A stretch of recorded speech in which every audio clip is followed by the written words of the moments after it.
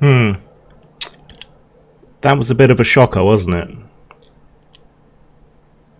Right, so let's get into what every mildly politically interested YouTuber does when there's an election, and give some rather amateurish advice. I think I'm better off on that score than a lot of people.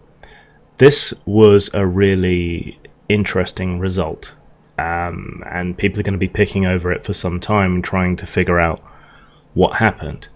The Tories went from a massive predicted lead all the way down to losing their overall majority. This is, despite not being an overall win, this is an enormous, massive win for Labour. There's no getting away from that. It's a huge personal endorsement for Jeremy Corbyn.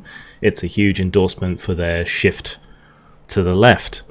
It's also been interesting to see how other parties have been affected, in that UKIP has essentially vanished. The Green Party's also taken a big hit, apparently, in terms of vote everywhere. It's like everyone has seen that it comes down to the two main parties, and they are rejecting the Conservative message and their record and what they've done. The Lib Dems picked up a bit of protest vote, probably on the back of their Brexit stance, which is interesting. But the UKIP story is possibly the most interesting part of this election, as is speculation on what would have happened if there had been a progressive alliance. The Brexit effect, the youth turnout, there's all kinds of interesting aspects to this. So I guess we should maybe start with the bad side of what's happened. With the result as it is, Britain will be going into the Brexit negotiations in a rather weakened position. From my point of view, that is a good thing, because I want to retain as much of the benefits of the membership of the EU as possible. This could be a good thing in relation to that, it could be a bad thing in relation to that. There was some speculation that if May won the big majority that she wanted to win, that would have allowed her to soften somewhat on Brexit, because her own party was, fairly pro-EU in majority in the past, and the narrow majority meant that the hardliners were calling the show to a large extent, by threatening to rebel. That hasn't happened.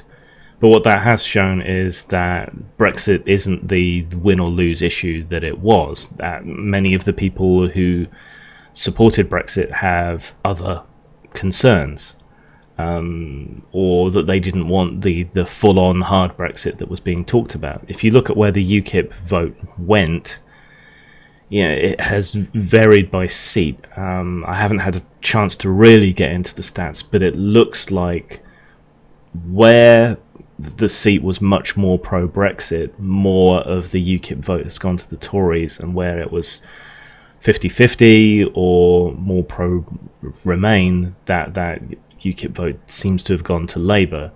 It'll be interesting to see some of the analyses as we go forward of this result, and as people sort of unpick that. But UKIP being basically a one-issue party have paid the price for that.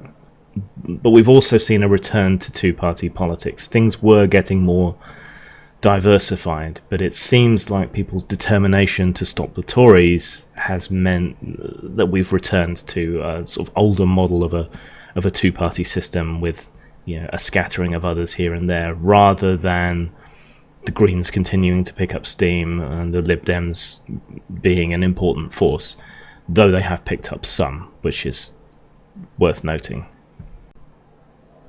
So we essentially have a paralysed government that won't be able to do much of anything. Given the Tory agenda, that can only be a good thing. We don't know yet whether the Tories will form a minority government, whether May will stay. We're very likely to see another election in the reasonably near future, because this is basically an untenable situation. The idea of a progressive alliance or coalition of chaos, depending which spin you want to give it, happening is fairly small. I don't think the Lib Dems would be prepared to work either with the Conservatives or the Labour Party, given how they were stung by working in coalition previously, though a lot of that's on themselves. They really should have explained more to the public what they were doing, what they were preventing, and so on, how they were taking a solid stance on issues. And if they'd been more transparent, I don't think they would have ended up as hated as they were. So some of that's on them. It's really hard to see how May can continue forward, and it's really hard to see anyone who could take over from May and be successful or useful or worthwhile as a leader.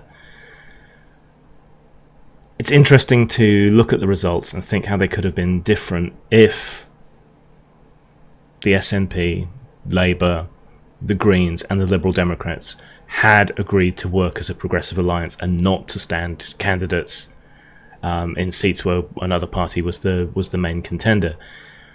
Labour would be down a few, but the opposition to the Tories would likely be reasonably significantly higher, particularly in Scotland, where the SNP lost some ground. I mean, everyone was expecting them to after their fantastic result in the previous election, but still, it's a shame that the parties could not swallow their pride and work together for a better future for the country. This also underlines issues with our electoral system. I mean, if you look at the seats, you've got the Conservatives on around 315, you've got Labour on around 260 something. But then if you look at the percentage of the votes, the Tories were at around 42% and Labour was around 40%. So the gulf in seats is much wider than the margin in the popular vote. Of course, one must always take this with a grain of salt because the popular vote gets distorted by tactical voting and local and regional politics. But still, this is yet another strong argument for proportional representation, because the attitudes and the will of the people is just simply not being reflected in Parliament. It's just not a very democratic system that we have here. One of the most hopeful aspects about this election is the massive increase in youth turnout. The overall turnout was nearly 70%, if I'm remembering correctly, and the youth turnout was over 70%, which is incredible. I think a big part of this is down to the Brexit effect. I think a lot of younger voters were stung by their own apathy during the referendum, and I think this is in some ways, their revenge, an end to their complacency. It's also a good turnout for Britain anyway, though people were predicting it would be slightly depressed.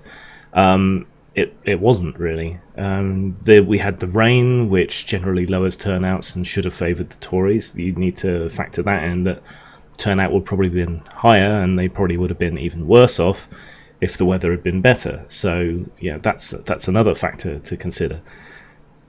There's all these kinds of minutiae that affect the turnout and affect the vote, but seeing younger people getting much more engaged with politics is a hugely encouraging sign, and I hope we see more of that going forward into the future. It will mean that these kids, if you want to call them that, can no longer be ignored the way that they used to, and that weakens the grip of the older part of the population, which will increasingly die off. So we're probably going to see a continued slow trend left as things continue forward into the future, and then possibly a swing back to the right, because that next generation does seem to be much more conservative, with a small c.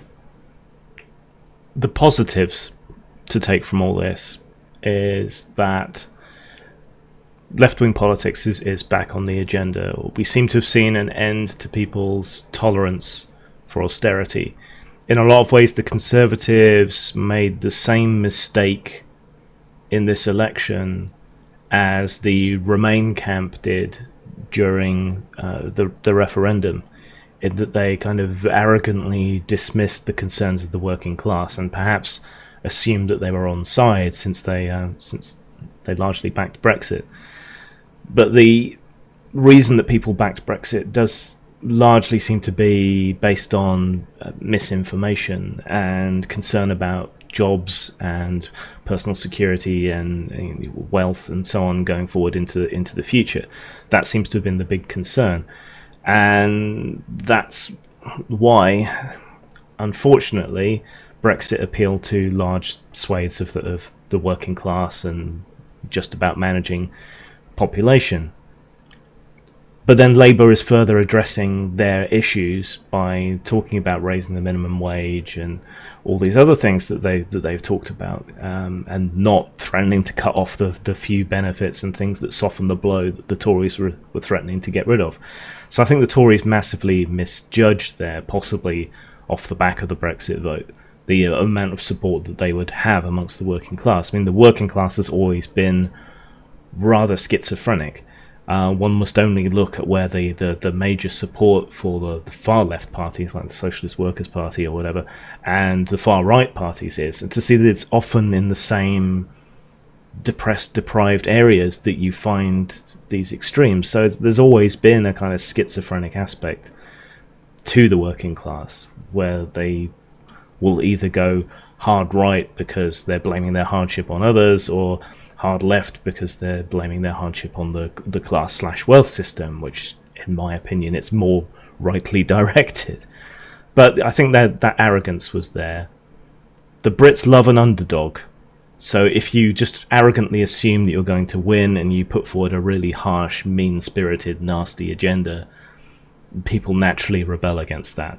Brits like to support the outside chance, the underdog, the plucky, upstart. That it's just part of the national character that we tend to like to support that. So that's all that. So looking forward, what are we going to expect here? A softer Brexit, most likely, which is good. Despite the SNP having lost seats, their position may have been strengthened because they have more bargaining power with the other parties. So, in my opinion, an Indie referendum is slightly more likely now than it was before. I think we're likely to see another election before too long, maybe a year or two, if people aren't too fatigued by then. But that's not likely to go the Tories' way, so they might, at this point, despite their weakened position, want to put off another election for as long as possible.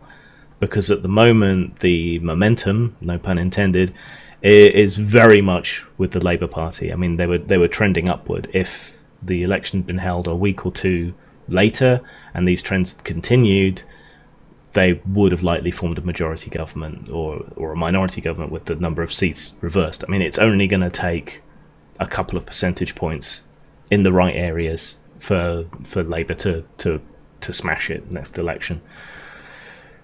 So we're like to see some wrangling within the Tory party. I mean, May has said she's not going to resign. I don't see how she can stay on. I think pressure's going to continue to build. I don't know who would take over. It's just impossible to tell. But maybe the best we can hope for is a weakened Tory government that's unable to do any of the nasty shit that they wanted to do. So this election is chaotic, it's uncertain, but it also contains seeds of hope for the future.